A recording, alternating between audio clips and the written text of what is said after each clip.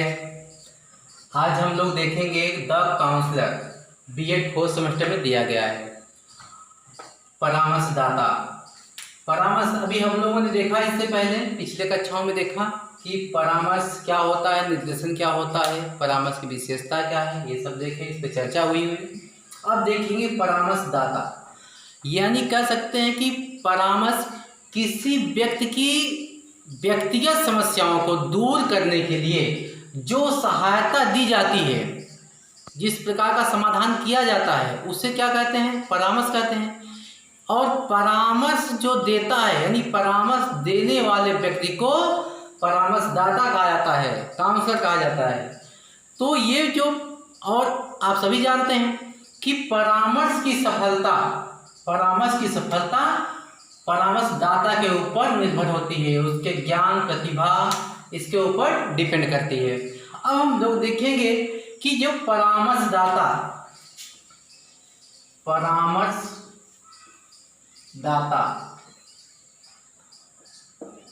ये शब्द परामर्शदाता के स्थान पर, इस शब्द के स्थान पर क्या कहा जाता था?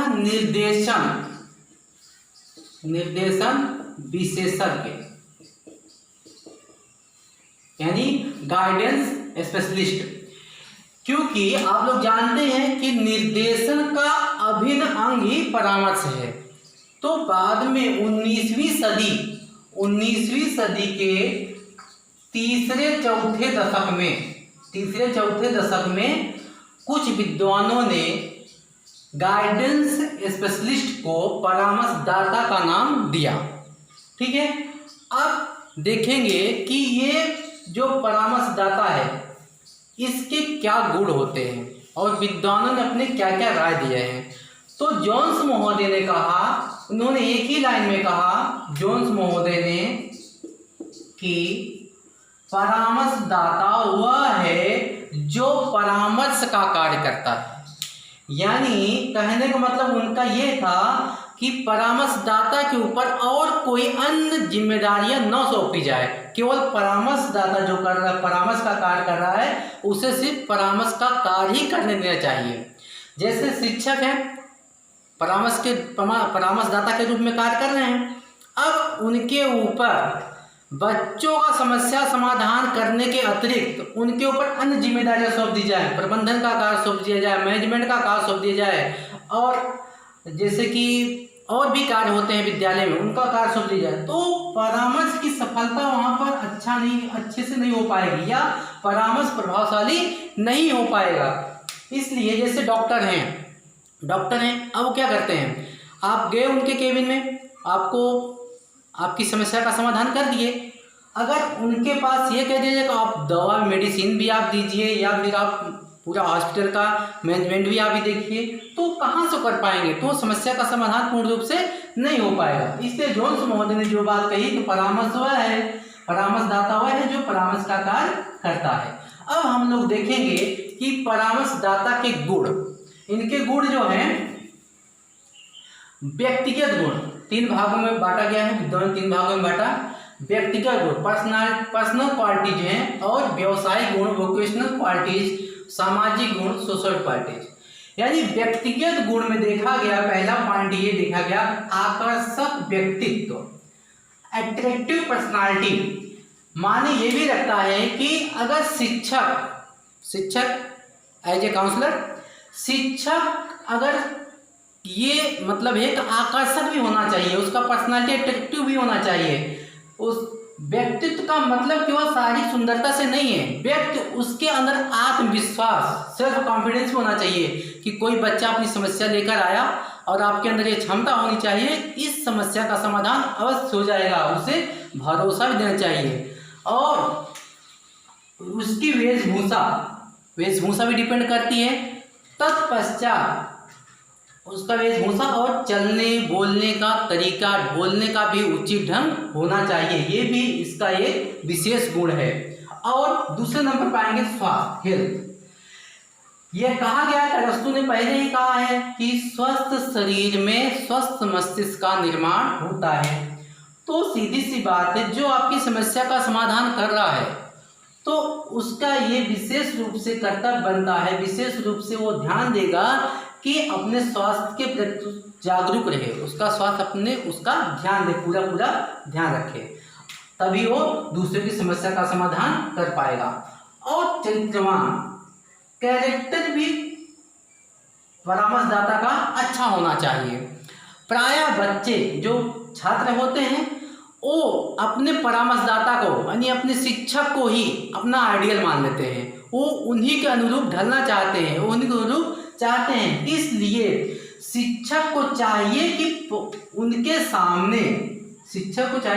सामने एक अच्छे चरित्र का उदाहरण प्रस्तुत करें, अच्छे चरित्र का उदाहरण, ताकि बच्चे भी वही उनका चरित्र पीछा करें, फॉलो करें उनकी, ठीक है। और अगला पॉइंट देखेंगे सहानुभूति। परामर्शदाता को चाहिए कि सिंपैथी भी अच्छी होनी चाहिए, सहानुभूति भी उनके अंदर होना चाहिए, वो दूसरे को समझ सके अच्छे से, उनके अंदर ये चीज होनी चाहिए। और निष्पक्षता, शिक्षक क्लास में है तो फेयरनेस भी होना चाहिए, को लिंग जाति इसके आधार पर कोई भी ऐसा कार्य न करे जिससे बच्चों में तनाव हो, यानी लिंग जाति के आधार पर किसी प्रकार का भेदभाव न करे, सभी के साथ मैत्रीपूर्ण व्यवहार रखे, ये भी इसके एक अच्छे गुण हैं परामर्शदाता के। अब हम लोग देखेंगे कि व्यावसायिक गुण, वोकेशनल क्वालिटी, यानी विषय में कोई भी विषय है, जिस विषय पर आप बच्चों की समस्या का समाधान कर रहे हैं, कोई व्यावसायिक सब्जेक्ट ही समझ लीजिए, तो उस विषय में आपको एडेप्ट होना चाहिए, निपुण होना चाहिए, पारंगत होना चाहिए जैसे। और आप उस विषय में जब तक निपुण नहीं रहेंगे तब तक उसकी समस्या का समाधान पूर्ण रूप से नहीं कर पाएंगे। विषय के ज्ञान के अभाव में कोई व्यक्ति सफल परामर्शदाता नहीं बन सकता है। और इसके साथ साथ अपने जो ज्ञान है, मान लीजिए कृषि के क्षेत्र में दे रहे हैं कृषि, तो उस विषय में उसे पूर्ण जानकारी होनी चाहिए, और उसके साथ साथ विषय के ज्ञान के साथ साथ उसके अंदर शिक्षण पद्धति भी अच्छी होनी चाहिए, और अपने ज्ञान को रुचिकर एवं प्रभावशाली ढंग से विद्यार्थियों तक पहुंचाए, ये भी एक गुण होना चाहिए। अब देखेंगे बाल मनोविज्ञान का ज्ञान, यानी साइकोलॉजी का भी ज्ञान होना चाहिए, क्योंकि इसी के आधार पर हमें मालूम पड़ेगा कि बच्चों की रुचि क्या है, वो किस विषय में जाना चाहते हैं, किस क्षेत्र में जाना चाहते हैं। इसलिए बाल मनोविज्ञान का विज्ञान होना आवश्यक है। इसी के आधार पर हम पता लगा सकेंगे उनके रुचियों, योग्यताओं और क्षमताओं के अनुसार ही उन्हें एक अच्छे दिशा में उन्हें भेज सकेंगे, उनका विकास कर सकेंगे। अब हम लोग देखेंगे अगला कि पाठ सहगामी क्रियाएं। एक अच्छे परामर्शदाता को पाठ सहगामी क्रियाओं में भी रुचि लेना चाहिए, क्योंकि जैसे कि स्काउट गाउट होता है और पाठ सहगामी क्रियाएं के अंतर्गत बहुत सारी वाद विवाद प्रतियोगिता और खेल कूद ये सब होता है, तो उसमें भी जब शिक्षक रुचि लेगा तब जाके उसका संचालन अच्छे ढंग से कर पाएगा। अब हम लोग देखेंगे सामाजिक गुण, सोशल क्वालिटीज। ये सोशल क्वालिटीज में ये भी होना चाहिए अच्छे परामर्शदाता के गुण, किस उसमें गुड नेचर, अच्छा स्वभाव ये होना चाहिए। इसमें प्रेम,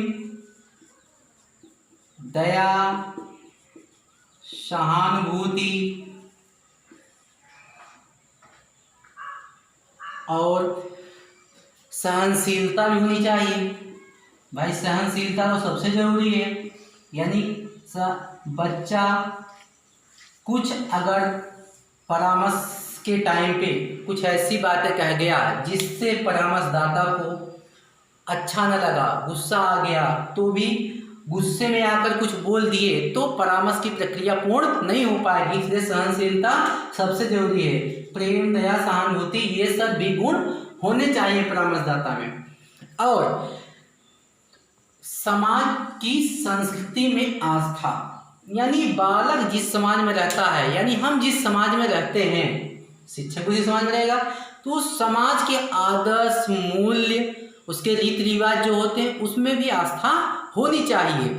तभी वो जाकर के बालकों के यानी छात्रों के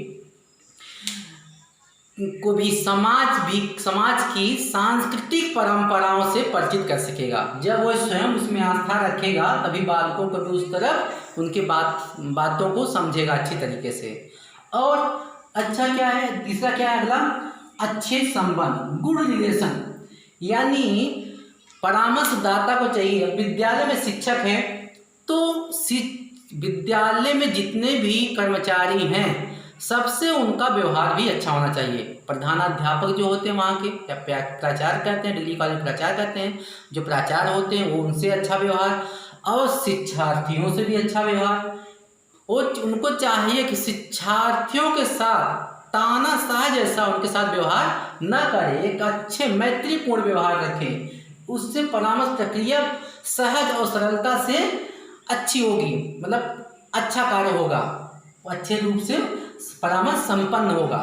ठीक है, अब इतनी क्वालिटी होनी चाहिए परामर्शदाता में। व्यक्तिगत गुण, हाँ ये केलर महोदय ने कहा था, केलर महोदय, उन्होंने ये सब चीजें बताई। और इसमें सामाजिक गुण में एक थे स्टीवर्ट, ये महोदय, उन्होंने भी बताया था कि गुड नेचर, समाज की संस्कृति में आस्था, अच्छे स्वभाव, यानी ये व्यक्तिगत गुण, व्यवसायिक गुण, सामाजिक गुण, ये तीनों गुण होने पर परामर्श प्रभावशाली ढंग से संपन्न होगा। अब हम लोग देखते हैं कि परामर्शदाता के उत्तरदायित्व। परामर्शदाता की कुछ जिम्मेदारियां भी होती है, रिस्पॉन्सिबिलिटीज ऑफ द काउंसलर, यानी परामर्शदाता का उत्तरदायित्व क्या होता है परामर्श प्रक्रिया में। और तो परामर्शदाता को कि चाहिए कि हम जिससे परामर्श लेने जा रहे हैं, उपबोध्य यानी छात्र, उसके विषय में पूर्ण जानकारी एकत्रित करे। यानी कोई बालक है क्लास में सबसे पीछे बैठता है और पढ़ने में भी कमजोर है, पर ये जानना चाहिए कि वो क्यों पीछे बैठता है, उसे परामर्श की आवश्यकता है, और उसके विषय में पूर्ण जानकारी हमें होनी चाहिए, तभी हम उससे अच्छे से परामर्श दे पाएंगे। और दूसरा है शिक्षा एवं व्यवसाय संबंधी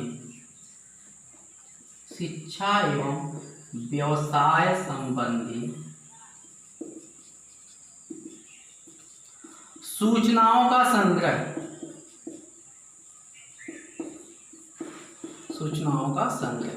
यानी परामर्शदाता को शिक्षा और व्यवसाय संबंधी सूचनाओं का संग्रह उनके पास होना चाहिए। यदि कोई उनके पास शिक्षा और व्यवसाय संबंधित समस्या लेकर आता है तो उनके पास कहना चाहिए कि शिक्षा संबंधित जितने भी तथ्य हैं इसके आंकड़ा होना चाहिए, और व्यवसाय संबंधी जितनी जानकारियां हैं इसके विषय में उन्हें जानकारी होनी चाहिए, तभी वो समस्या का समाधान कर पाएंगे। और तीसरा पॉइंट देखेंगे कि साक्षात्कार का प्रबंध करना चाहिए, यानी साक्षात्कार कह सकते हैं कि परामर्श में मेरुदंड का काम करता है। मेरुदंड, रीढ़ की हड्डी,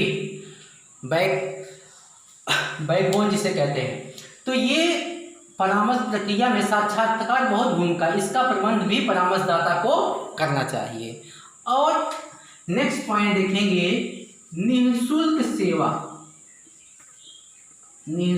सेवा। आप लोगों ने देखा होगा कि कहीं कहीं शिविर लगते हैं, कुछ सेवाएं, कुछ जानकारियां दी जाती हैं लोगों तक, जैसे डॉक्टर्स कुछ हैं, शिक्षा संबंधित कहीं लगते हैं शिविर, तो परामर्शदाता की रिस्पॉन्सिबिलिटी ये भी होती है कि वो समाज में जाएं और कहीं जहां समझे कि इस चीज़ की आवश्यकता है या किसी जानकारी का अभाव है तो जाके वहाँ पर निःशुल्क सेवा स्टार्ट करें। और लास्ट में ये चाहिए कि मूल्यांकन, भाई जहाँ आप सेवा दे रहे हैं तो आपका कार्य शिक्षण कार्य ही नहीं है, वहाँ पर आपको मूल्यांकन भी करना है। क्लास में जो शिक्षक होते हैं तो पढ़ाने के बाद उनकी समस्या समाधान करने के बाद उनका ये भी कर्तव्य है कि उनका मूल्यांकन करें, तब जाके परामर्श प्रक्रिया पूर्ण होगी। इसका दूसरा भाग द काउंसलर, ये बड़ा चैप्टर है, तब हम लोग इसके बाद इसका दूसरा भाग देखेंगे कि आगे परामर्शदाता के रूप में शिक्षक की भूमिका या परामर्शदाता के और भी क्या कर्तव्य हैं, ये सब हम लोग देखेंगे अगले भाग में। तब तक के लिए धन्यवाद।